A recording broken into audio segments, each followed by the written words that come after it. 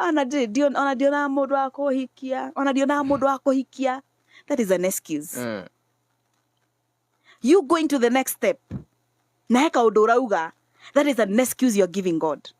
Because Ngai aroria mundu uyu atiriri kanyi ukwenda ngwikire atia twathoma hau kianda ni ukuigua kiugo ikiuga atiri ni ukwenda kuhonio, ni ukwenda kuhonio tondu kiria mundu ucio abatarite o kuhona. What do you need today? Ngai arakuria ni urakienda, do you need it ama bado unasema bado time?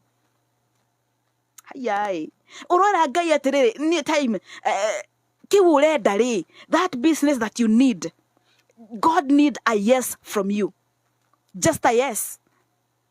We tiga go consider any other factor. Just say a yes to God. And that yes is going to turn things around. Mundu uyu acirĩtie atiriri kanyi ati no kire imagario ni mundu wao. Okay, mũrikie karia-inĩ kau na akorwe wa mbere tondu to nginya akorwe wa mbere. I know there are people who are very fast. Ona muthi kwi andu me haraka ya moko. Ona handu thauta wira na haru. Gakora andũ ni mararikia wira mbere. Cengi ni mararikia no mararikia kahora. Acenge makaga kũrĩkia nginya makayo punishment. Kugo mundu uyu acirĩtie atiriri.